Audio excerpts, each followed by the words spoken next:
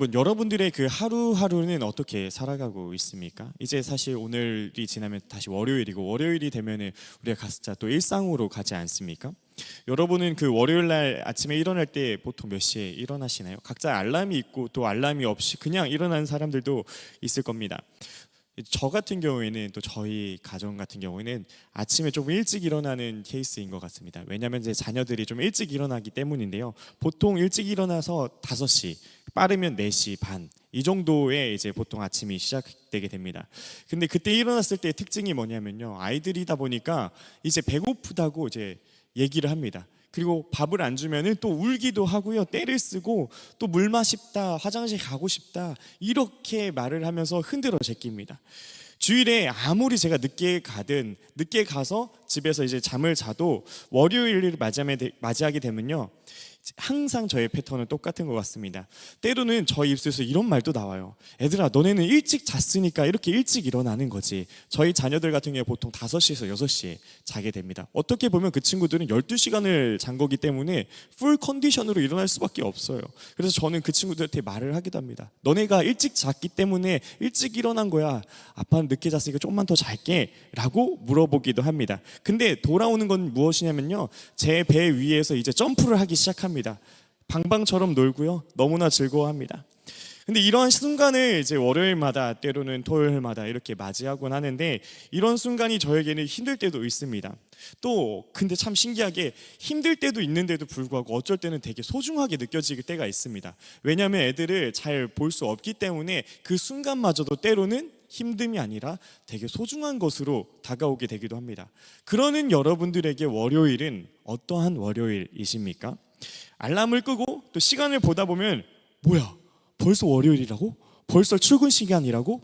이렇게 생각하고 일어나는 경우도 있지 않습니까? 근데 주일의 지금의 나의 모습을 생각해 보시고요, 또 월요일의 나의 모습을 생각해 봤을 때 다른 사람처럼 느껴질 때가 참 많은 것 같습니다. 근데 이러한 현실은 오늘날에만 우리 안에서 볼 수 있는 것이 아니라 옛 성경시대 때나 사실 다름이 없는 그러한 모습입니다.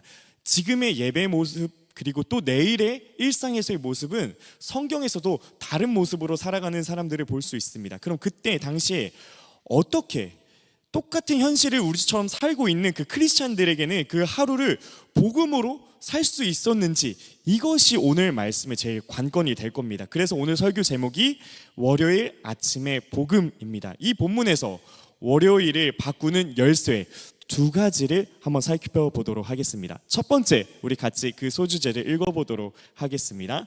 좌표의 설정, 본문 말씀 23절입니다. 우리 합독하겠습니다. 무슨 일을 하든지 마음을 다하여 주께 하듯 하고 사람에게 하듯 하지 말라. 아멘. 저는 이 말씀을 읽으면서 솔직히 이런 생각이 들더라고요. 주께 하듯 하라, 이거 너무나 잘 알겠는데 사실 저도 제 눈으로 주님을 실제로 본 적이 없습니다. 얼굴을 본 적도 없고요, 목소리를 들어본 적도 없습니다. 그런데 어떻게 주께 하듯 하지? 라는 솔직한 궁금함이 있는 거예요. 근데 여러분, 지금 쓴 이 바울이 이 말씀을 누구에게 썼는지 아십니까? 이 대상은요, 로마의 종들입니다. 종들에게 쓴 건데요, 그 로마 시대의 종들은 그 사람들조차도 하나님을 눈으로 본 사람이 없습니다. 한 명도 없습니다. 매일 새벽부터 밤까지 자기의 일을 하는 것이 아니라 남의 일로서 부름받아서 남의 집 살림을 계속적으로 일했던 그러한 종입니다. 매일 노동을 했던 그 사람, 어떻게 보면 그 종의 이름조차도 없었어요. 이름조차도 없는 그러한 기억해주지 않는 사람들인데, 이 말씀을 보면요, 이 말씀은 만나봤으니까 가능한 명령이 아닙니다. 지금 이 종들이 예수님을 만나봤으니까 주께 하라라고 말씀하시는 게 아니더라고요. 오히려 안 만나봤어도 이렇게 해라라고 바울이 명령하는 겁니다. 원어를 보면 참 재미있는 게 있습니다. 이 원어를 보면요, 주께 하듯 이라는 말과 대칭적으로 나오는 것이 사람에게 하듯이라는 말로서 대칭하고 있습니다. 이 두 표현은요, 헬라어로 완전히 똑같은 문법 구조 안에서 나란히 붙어 있습니다. 주께 하듯, 그리고 그 안에서 사람에게 하듯. 그래서 쉽게 말하면요, 이건요, 다른 일을 하라는 것이 아닙니다. 내 눈에 보이는, 때로는 팀장님, 내 눈에 보이는 때로는 교수님, 또는 내 눈에 보이는 진상 손님, 그 얼굴은 그대로 있다라는 겁니다. 근데 이 일이 최종적으로 도착하는 그 도착 지점이 있는데요, 그 도착하는 자리, 그 좌표만 바꿔라라는 것으로 우리에게 말을 하고 있습니다. 애플의 창시자 하면은 딱 떠오르는 사람 있지 않습니까? 스티브 잡스. 근데 그 스티브 잡스의 아버지가 있는데요, 그 아버지의 이야기를 잠깐 하려고 합니다. 이 아버지는 목수였다라고 합니다. 그리고 어린 스티브 잡스에게 서랍장을 하나 만들어서 주는데, 그 만들 때에 서랍장을 벽에 딱 붙이는 서랍장으로 만들어 주셨어요. 근데 그 만들어 주실 때 벽에 딱 붙어 있으니까 벽면은 굳이 좋은 나무를 쓰지 않아도 됩니다. 하지만 아버지가 그 서랍장을 만들면서 뒷면조차도, 벽에 붙이는 그 뒷면조차도 정말 좋은 나무를 쓰면서 서랍장을 하나 만들어줬어요. 그걸 이제 스티브 잡스가 보게 됩니다. 보니까 수지가 안 맞아요. 왜냐면은 그냥 싼 거로 해도 되는데 왜 굳이 비싼 거로 하지? 그래서 스티브 잡스가 물어봅니다. 아빠, 거기는 안 보이잖아요. 왜 굳이 그 나무, 좋은 나무를 쓰는 거예요? 그러자 아버지가 이렇게 말을 합니다. 내가 알고 있다, 내가 안다라는 그 말을 합니다. 이거입니다. 이게 제일 큰 포인트입니다. 주께 하듯 하라. 다른 사람은 모를지라도 하나님은 안다. 이것과 같은 맥락 안에서 우리가 보아야 된다는 겁니다. 근데 이 방법은요, 현대에서만 볼 수 있었던 그 스티브 잡스 아버지와 스티브 잡스 안에서만, 이야기 안에서 발견되는 구조가 아니라 사실은 먼저는 성경 안에서 발견할 수가 있습니다. 성경에서 신명기 25장 13절에 말씀하고 있는데 우리 같이 한번 합독해 보도록 하겠습니다. 너는 내 주머니에 두 종류의 저울추 곧 큰 것과 작은 것을 넣지 말 것이며, 내 주머니에 두 종류의 추를 넣는데 큰 것과 작은 것을 넣지 말라라고 하고 있습니다. 그런데 이것은 무슨 뜻이냐면요, 당시 상인들이 주머니에 추를 넣고 다녔습니다. 근데 그 추를 두 가지를 넣고 다녔어요. 살 때 쓰는 추가 있었고요, 또 팔 때 사용하는 추가 있었습니다. 밀가루를 살 때는 무거운 돌을 사용했어요. 그래서 농부가 저울을 맞추려고 할 때 일부러 밀을 더 붓기 위해서 무거운 거를 답니다. 근데 팔 때는요, 가벼운 돌을 꺼내가지고 덜 주고 저울을 쟀습니다. 그렇게 자기에게 인컴할 때는 무겁게, 또 나갈 때는, 셀링할 때는 가볍게 이 추를 두 가지를 다르게 사용했다라는 것을 말하고 있습니다. 근데 이 사실을 모르고 저울을 봤을 때는요, 저울은요 정확하게 나타나고 있습니다. 사람은 모르지만 그 손님이라든지 그 삼자는 이게 무슨 뜻인지 모르지만 이 저울은 정확하게 측정하고 있구나라고 볼 수가 있습니다. 손님은요 절대 죽었다 깨나도 알 수가 없습니다.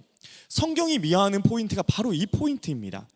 안 걸리면 장땡이다라는 그 거짓된 마음입니다. 아무도 안 보고 아무도 알지 못하면 괜찮다라는 것을 성경은 지금 미워하고 있다는 겁니다. 여러분, 이거 스티브 잡스 그 아버지가 서랍장을 만들 때 했던 그 그림과 똑같지 않습니까? 앞판에 쓰는 나무나 뒷판에 쓰는 나무나 똑같이 좋은 것으로 쓰는 것, 보이는 것의 기준과 안 보이는 것의 기준이 다른 것이 아니라 같은 것. 그러니까 성경이 말하는 부정직함이 있거든요. 부정직함, 그것은 거짓말했다라는 게 아니라 기준이 두 개라는 겁니다. 기준이 두 개로 인생을 살아가는 것을 성경은 오히려 부정직함이라고 말을 하고 있습니다. 직설적으로 여러분들에게 말씀드리면요, 여기에 지금 이 자리에 대놓고 사기치시는 분 없을 겁니다. 없습니다. 근데 때로는 팀장님이 자리를 비웠을 때 내 손이 느려지고 또 업무가 느려집니다. 나 자신은 압니다. 그리고 교수님이 눈앞에 있을 때는 필기하는 척하고, 교수님이 없거나 화면이 꺼졌을 때는 딴짓을 하기도 합니다. 저도 생각해 보면요, 이럴 때가 생각보다 많더라고요. 와이프가 저에게 이제 새벽마다 아니면 저에게 아침에 아이들을 맡길 때가 있습니다. 아이들을 맡길 때 저에게 한마디를 더 해요. 아이들과 같이 좀 놀아줘요, 새벽에 좀 놀아줘요. 한마디를 더 합니다. 근데 뭐 보여주면 안 돼요 라고 해요. 그게 뭘까요? 뭐 보여주면 안 돼요 할 때 뭐는 미디어입니다. 미디어를 보여주면 안 돼요 라고 합니다. 그리고 저는 당당하게 말해요. 네, 제가 잘 놀아줄게요 하고 5분 뒤에 아이패드를 찾습니다. 내 아이패드 어디다 놨더라? 근데 아이패드가 안 보이잖아요. 그럼 맥북까지 찾게 됩니다. 그래서 맥북으로 아이들에게 미디어를 보여줍니다. 저 또한도 그런 모습을 발견하게 되더라고요. 이게 주머니에 추가 두 개 있다라는 것입니다. 히브리어로 보면요, 여기 재미있는 게 하나 더 있는데요, 신명기 25장 15절 그 다다음 절에 있는 말씀인데, 온전한 추라는 말이 나옵니다. 우리 말씀을 한번 같이 읽어보겠습니다. 오직 온전하고 공정한 저울추를 두며 온전하고 공정한 죄를 둘 것이라. 그리하면 내 하나님 야훼께서 내게 주시는 땅에서 내 날이 길리라. 아멘. 온전하다. 이제 온전하다라는 그 단어를 살펴봤을 때 온전하다 히브리어로 살렘이라는 단어를 사용합니다. 이 살렘이라는 단어, 뭔가 비슷한 단어가 떠오르지 않습니까? 바로 샬롬이라는 뜻이죠. 온전하다라는 것은 결국에는 평안을 의미하는 단어입니다. 기준이 두 개인 사람은요, 오늘 말씀에 보면은 절대 평안할 수가 없는 거예요. 근데 기준이 하나인 사람은 평안할 수 있다라는 것을 하나님께서는 그렇게 말씀하고 있습니다. 왜냐하면 두 개인 사람은 계속 계산을 해야 돼요. 두 개이기 때문에 계속 하나하나를 생각해야 됩니다. 계산을 해야 되다 보니 누가 보고 있으면 어떡하지? 이게 걸리면 어떡하지? 불안한 거예요. 이거 들키면 어떡하지? 어느 쪽 얼굴로 살아야 되지? 계속 그 안에는 불안한 마음이 도사릴 수밖에 없습니다. 그 계산이 사람을 갉아먹고요, 그 불안이 계속 그 사람을 갉아먹게 됩니다. 여러분들의 월요일이 왜 무거운지 아십니까? 저도 똑같습니다. 일이 많아서만은 분명히 아닐 겁니다. 사실은 얼굴을 하나 더 준비해야 될 수도 있기 때문에 월요일이 무겁게 다가오는 거지 않을까라는 생각합니다. 그래서 여러분들께 묻겠습니다. 여러분은 지금 나의 주머니 안에 지금 추가 몇 개가 있으십니까? 보는 사람과 함께 있을 때의 나, 그리고 없을 때의 나, 그 둘이 지금 얼마나 다르십니까? 그래서 여러분들 오늘 말씀 속에서 이거 하나를 정리하고 가셨으면 좋겠습니다. 좌표가 바뀐 사람은요, 주머니에 추가 하나라는 것입니다. 그리고 앞에 쓰는 나무랑 뒤에 쓰는 나무랑 똑같다라는 것입니다. 기준이 하나라는 겁니다. 그래서 이 사람이 불안한 게 아니라 오히려 더 평안할 수 있다라는 그 사실이었습니다. 어느 쪽 얼굴로 살아야 하나 계산 안 해도 되니까 평안한 것입니다. 성경은 그것을 무슨 단어로 표현하냐? 온전한 추 살렘이라는 단어로 우리에게 말씀하고 있습니다. 여러분, 그래서 정직은요, 손해가 아닙니다. 오히려 정직은 평안을 가져다 줍니다. 그래서 두 번째 키가 또 중요합니다. 우리 소주제 두 번째를 같이 읽어보도록 하겠습니다. 신분의 설정, 본문 24절 말씀 같이 합독하겠습니다. 이는 기업의 상을 주께 받은 줄. 아멘. 오늘 말씀을 보니까 기업의 상을 받는다라는 말을 합니다. 그러니까 열심히 하면 나중에 상 준다는 얘기가 아닌가라는 생각을 하게 됩니다. 기업의 상, 내가 열심히 하면 받을 수 있겠구나 생각을 하게 됩니다. 근데 여기서 생각이 드는 건, 그러면 성과급이 아닌가라는 생각을 했어요. 내가 열심히 해서 기업의 상을 받을 수 있다면 이것은 보너스, 성과급인가? 성경 안에서도 성과급이 존재하는 건가? 라는 생각을 하게 되었습니다. 그런데 여러분, 이게 원어를 보니까요, 순서가 달라요. 순서가 다릅니다. 순서가 다를 때 어떻게 성경은 말하고 있는지 말씀드릴게요. 여기서 안다라는 단어가 있습니다. 안다라는 헬라어 단어는요, 에이도테스라는 그 단어를 사용합니다. 그리고 이것은 현재 분사로 사용하는데, 쉽게 말하면요, 이미 알고 있는 상태를 의미합니다. 이미 알고 있는 그 상태, 그 뜻입니다. 그게 무슨 차이를 발행하냐면, 열심히 하면은 나중에 알게 된다가 아닙니다. 열심히 했기 때문에 알게 된다라는 의미를 말하는 게 아니라, 이미 알고 있기 때문에 열심히 한다라는 의미를 갖게 됩니다. 순서가 다릅니다. 문법의 해석으로 말미암아 순서가 다릅니다. 이미 알고 있기 때문에 내가 열심히 하는 것입니다. 이게 성경에서 말하고 있는 원리입니다. 상급이 결승선에 걸려있기 때문에가 아니라, 상급이 출발선에서 이미 놓여있다라는 겁니다. 출발선에서 이미 상급이 놓여있는 상태입니다. 사실 이게 우리 현실 속에서는 많이 경험할 수 없기 때문에 이게 이해가 되거나 상상하기가 참 없습니다. 근데 중요한 것은 무엇이냐? 받고 시작한다라는 겁니다. 받고 시작한다라는 거. 근데 여기서 그러면 이렇게 생각할 수도 있는 것 같아요. 목사님, 그러면 이거는 그냥 정신승리 아닙니까? 현실은 하나도 안 바뀌는데 결국 정신승리로 해내야 되는 거 아닙니까? 저조차도 이 말씀을 보는데 이 질문이 생각이 나는 거예요. 근데 맞습니다. 월급이 안 오릅니다. 이렇게 하고 월요일 출근한다고 갑자기 월급이 올라있지 않습니다. 그리고 팀장님이 그럼 바뀌어 있느냐? 아닙니다. 월요일날 출근하는 팀장님 그 자리 그 모습에 그대로 있습니다. 과제는 또 어떡하냐? 과제도 월요일날에는 그 과제가 그대로 남아 있습니다. 그런데 여러분, 왜 상속자인가? 이게 큰 포인트입니다. 그런데 왜 상속자일까요? 제가 그렇게 마음을 먹어서? 아닙니다. 약속이 있습니다. 골로새서 3장 1절의 말씀입니다. 우리 같이 읽어보도록 하겠습니다. 그러므로 너희가 그리스도와 함께 다시 살리심을 받았으면 위의 것을 찾으라. 거기는 그리스도께서 하나님 우편에 앉아 계시느니라. 아멘.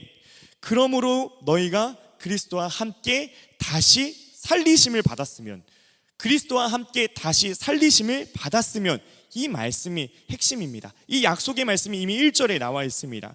곧 내가 그 신분을 만들어낸 게 아니라 예수님이 죽고 살아나셔서 만드신 것이라는 것이 그 신분입니다. 내가 노력해서 만든 신분이 아니라 예수님이 죽으심으로 다시 살리심으로 그가 신분을 만들어냈다는 게 그 되게 중요한 포인트입니다. 이유가 있는 현실의 해석이라는 것을 조금만 알 수가 있습니다. 근데 여러분, 여기서 우리가 오해하면 안 되는 게 뭐냐면요, 그러면은 내가 상속자니까, 내가 기업받는 그 상이 있으니까 그럼 대충 살아도 되겠네 라고 생각할 수도 있습니다. 대충 해도 되겠네. 제가 예전에 백화점에서 옷가게 일을 한 적이 있거든요. 그때 저는 알바생으로 있었었는데 점장님이 계셨습니다. 근데 점장님이 계셨을 때는 손님이 들어올 때도 필요한 거 있으시면 말씀해 주세요 라고 하면서 옷을 가지런히 정리하고, 또 어슬렁어슬렁 거리면서 필요한 게 뭐가 있는지 더 눈여겨보고서 했습니다. 그래서 참 재미있는 게 무엇이냐면, 저는 그때도 두 가지 추가 있었어요. 점장님이 이제 밥 먹으러 가시거나 저에게 맡기고 가셨을 때 네, 저에게 맡기시면 됩니다, 편안히 가셔도 됩니다 하고 가시고 나서는 저도 모르게 허리가 흐느적 됩니다. 저도 모르게 삐딱하게 있고, 또 사람들이 오셔서 이제 필요한 걸 보잖아요. 점장님이 계셨을 땐 필요한 거 있으시면 말씀해 주세요 라고 하는데, 이상하게 점장님이 안 계실 때는요, 그 말이 흐리멍텅하게 나옵니다. 그래서 필요한 거 있으면 말씀해 주세요, 필요한 거 있으면 말씀해 주세요. 흐리멍텅하게 저도 모르게 말을 하게 되더라고요. 저도 이랬던 그 기억이 있습니다. 이게 뭔가요? 아까 우리 소주제 1에서 봤던 두 가지 추입니다. 두 가지 추. 저도 그 모습이 생각나게 되고, 또 그 모습에 제 자신이 정말 말씀을 준비하면서도 너무나 부끄럽더라고요. 그럼 이렇게 물어볼 수가 있습니다. 목사님, 그럼 상속자는 안 그럽니까? 상속자는 그렇게 안 해요? 물려받을 아들이면 다 성실합니까? 근데 여러분도 알겠지만 상속자가 성실하냐? 성실하지 않을 수 있습니다. 솔직히 말하면 상속자가 성실하지 않은 모습이 더 많은 것 같기도 합니다. 왜냐하면요, 우리는 이미 뉴스에서도 많이 보기도 하고, 재벌 2세라든지 또는 영화 속에서도 그 2세가 부지런하지 않은 모습도 많이 보기도 합니다. 성실하지 않은 모습도 봅니다. 근데 이게 현대의 미디어에서만 볼 수 있는 게 아니라 성경 안에서도 상속자가 성실하지 않는 모습이 나옵니다. 누구냐? 누가복음에 나와 있는 탕자입니다. 상속자입니다. 재벌입니다. 재산도 많이 갖고 자기가 해보겠다라는 사람입니다. 탕자가 어떻게 됩니까? 다 태워먹습니다. 그럼 그 아들은 진짜 아들일까요? 가짜 아들일까요?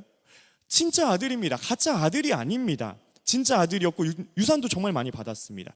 그런데 그 결과는 다 태워버렸다라는 겁니다. 그러니까 상속자가 됐다고 해서 자동적으로 성실하게 되는 건 아닙니다. 우리가 그걸 알아야 됩니다. 그리스도인이 됐다고 해서 다 성실한 거는 아니라는 겁니다. 성실하다? 성실해진다? 그거는요, 거짓말입니다. 그래서 여러분, 딱 하나 기억해야 되는 것이 있습니다.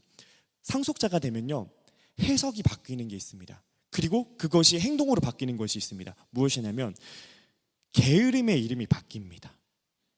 농땡이가 아니라 이제는 내 인생을 태우기 시작합니다. 직설적으로 말씀드리면요, 상속자가 되면요, 게으름이 사라지는 게 아니라고 말씀드렸습니다.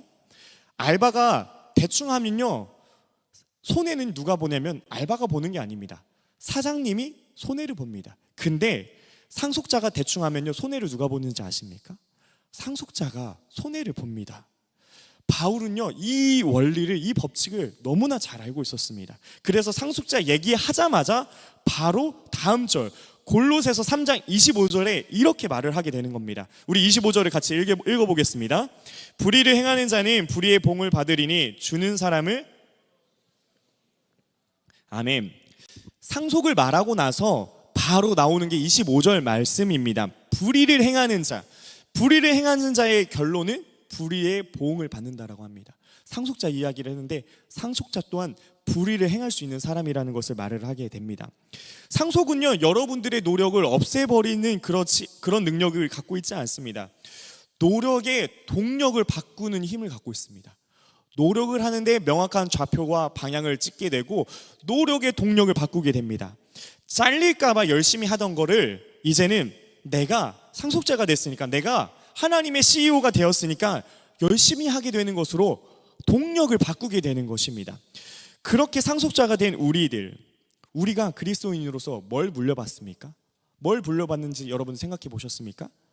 통장 잔고만, 그리고 다스릴 수 있는 여러 가지 것들만 받는 게 아닙니다. 중요한 것이 있습니다. 상속받는 자는 아버지의 하시는 그 기업을 받습니다.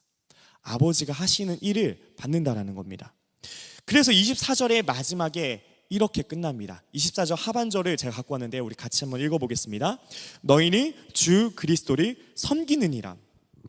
24절의 상반부를 보면요, 기업의 상을 받는다라고 말을 해요.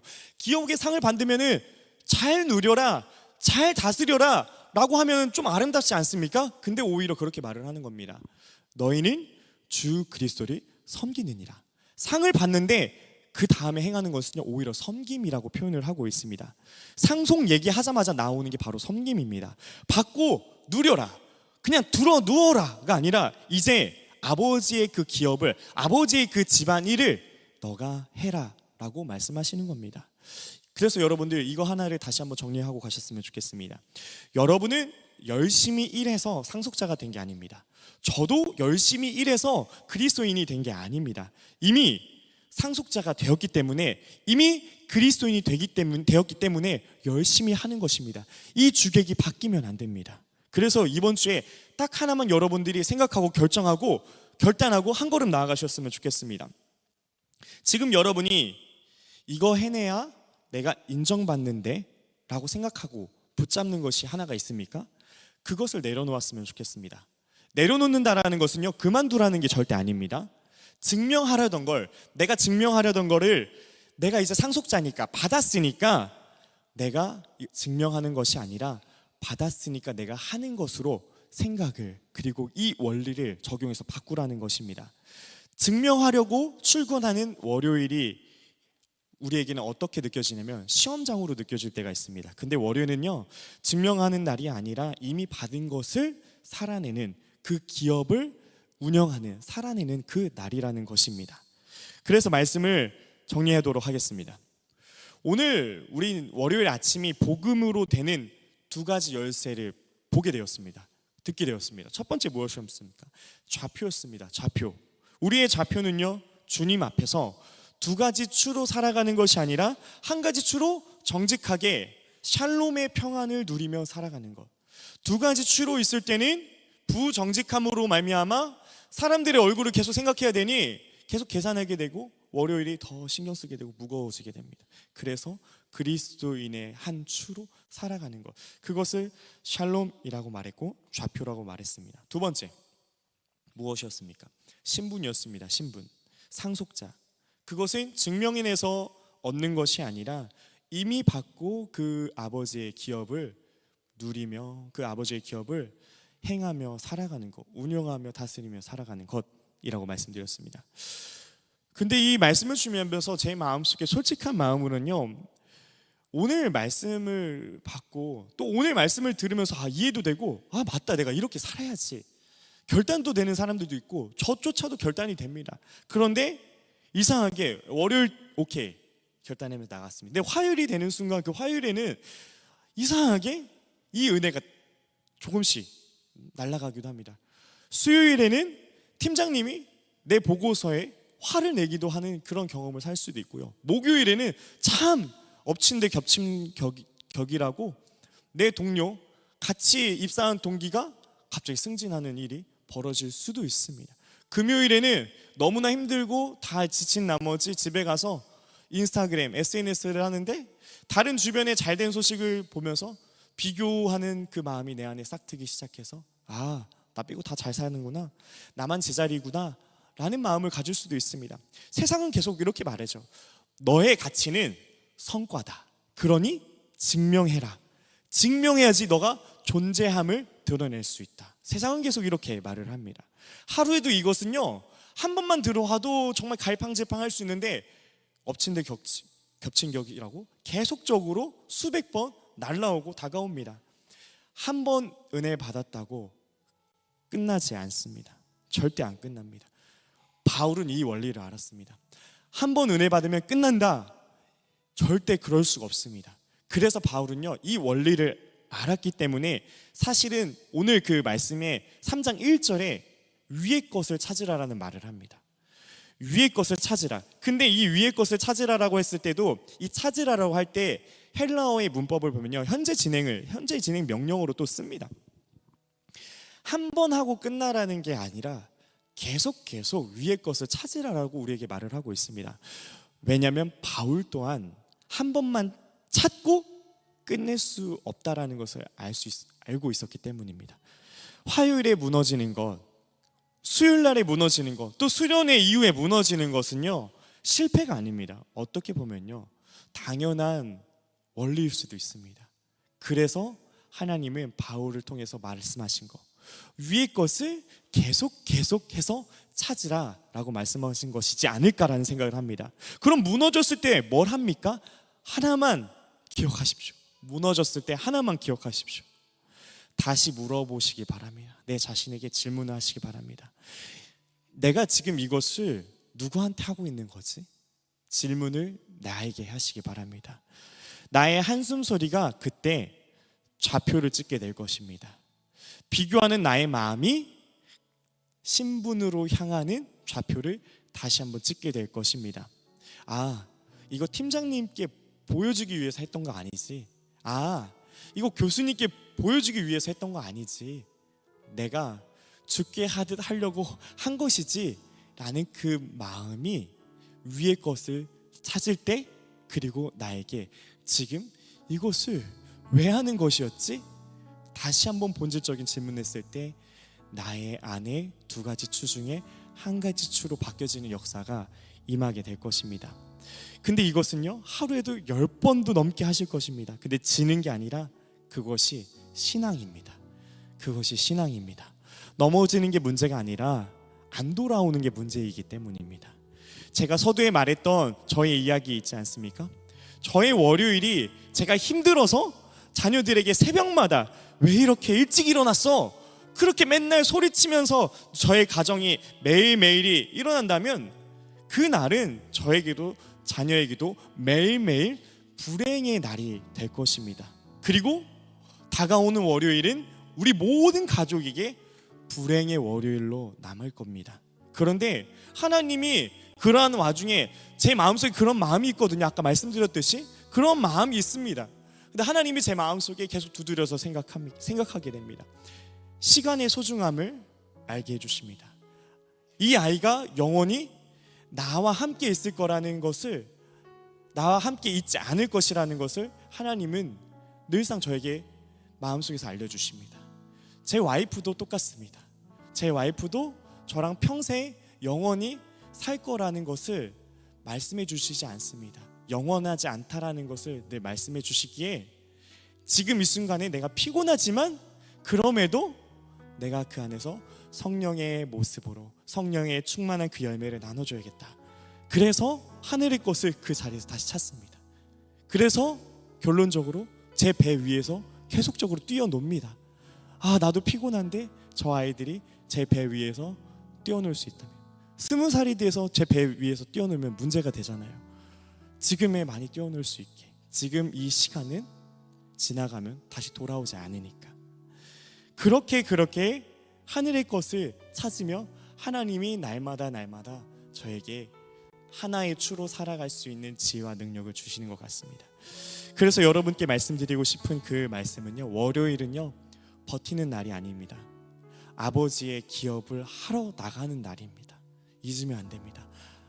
상속자는 받은 것이 있습니다. 아버지의 기업도 받은 것입니다. 그것을 하러 나가는 것입니다. 그래서 마지막으로 여러분들 이 말씀으로 같이 마무리했으면 좋겠는데요, 이 말씀을 같이 읽어보도록 하겠습니다. 마태복음 28장 19절에서 20절, 아버지께서 우리에게 맡겨주신 그 말씀입니다. 합독합니다.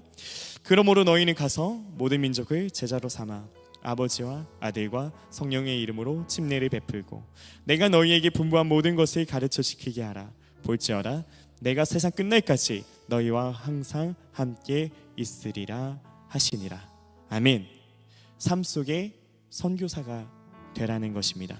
버티는 열심이 아니라 보내진 사람의 열심, 그 열심이 내일부터 우리를 통하여서 세상에 그리스도의 빛을 밝히는 저와 여러분들이 되길 예수님의 이름으로 소망하고 축원드립니다.